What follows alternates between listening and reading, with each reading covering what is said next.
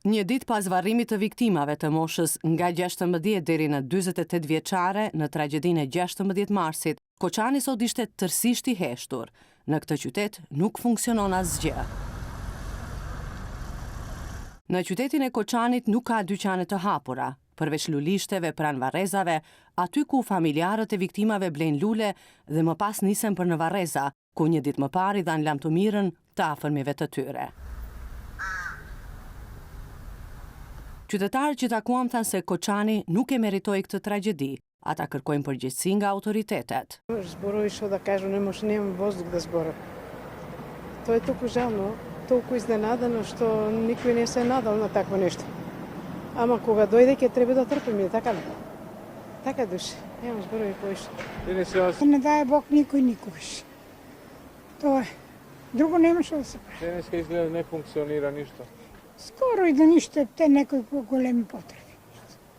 Излезела съм по потреби, иначе не. Не може да се освестим. Денеска изгледа градът не функционира. Не функционира нищо. Нищо не функционира. Немаме морал за живот.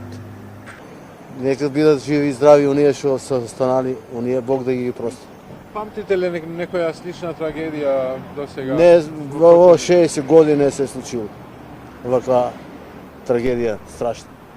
Имало е некои инциденти, ама не овако. Jesu teški dani, što da pravim? Nema biranja. Takav je život, to sve može da se sluči. Ali neka vide pouku ovo i za drugi moment. Не можам да думам. Гледате какъв е града, пуст, се е мртво.